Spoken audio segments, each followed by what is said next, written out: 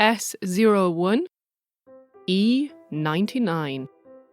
End of Season 1, preview for Season 2. In case you somehow got 15 episodes into this series and still have no real clue what you're listening to right now, or if your podcast app did that annoying thing where it starts you at the newest episode and this is that episode, then welcome to Enclair, an archive of forensic linguistics, literary detection, and language mysteries. You can find case notes about this episode at the blog. And if you get a moment, leave us a rating wherever you get your podcasts from. We are going on holiday for a bit. This is a vacation before Season 2 begins. And on that note, you might ask, well, what sort of cases will Season 2 bring? Well, who knows? There could be some murders, a plethora of hilariously bad apologies, some wildly ridiculous censorship, dictators using linguistics to tighten their stranglehold on power, queens of code, undeciphered manuscripts that seem to have driven people mad, mysterious online cats, and I will be amazed if I manage to get away without doing something, somewhere, on current political events.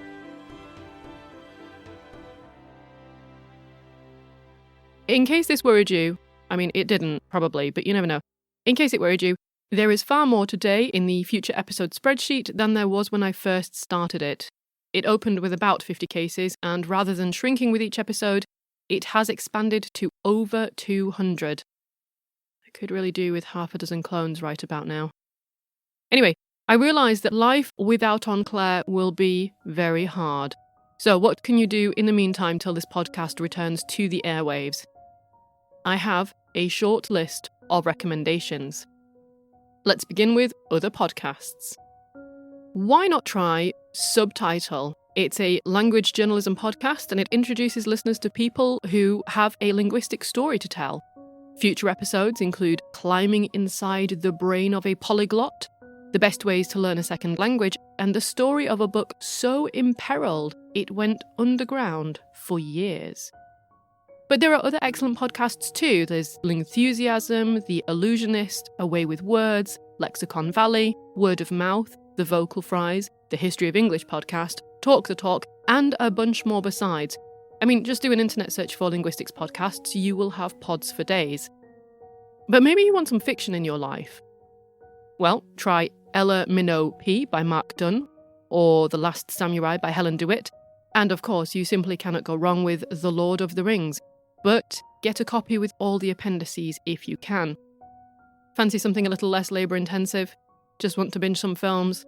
Then there's The Terminal from 2004, Lost in Translation from 2003, and of course, Arrival from 2016. In the meantime, any Enclair episode would not be complete without proper acknowledgements, and this time I want to name as many as possible of the people who helped make this first season the incredible success that it has been. 3 different people have peer-reviewed the early episodes for me and sent exhaustive, thoughtful, brilliant feedback. Tim Grant and Rebecca and Piotr Jagodziński. Your input at the foundational stages has been absolutely essential and I cannot thank you enough. Rebecca gets a second shout-out for being the engine that powered the research and fact-checking behind Enclair from episode 5 onwards.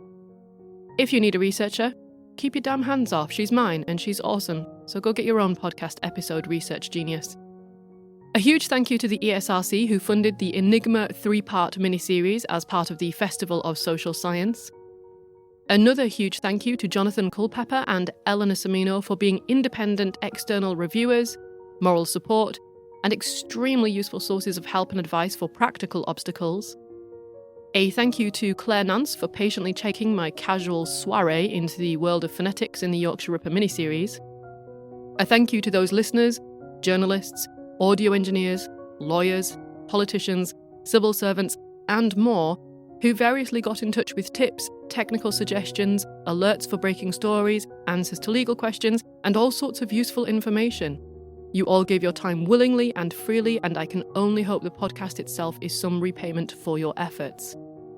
Penultimately, thank you to my department and to my university. Both generally sit back and watch me do stuff and probably wonder, what even are you doing? This weird new tech stuff is weird. But not only do they not get in my way, they have unhesitatingly and consistently provided all kinds of support, from advice and tech to blog platforms and publicity shoutouts. There is a reason my department is rated as one of the highest in the world, and it's largely because of stuff like this. And the very last thanks of all go to you, you wonderful listener. All of you wonderful listeners. Keep podding away.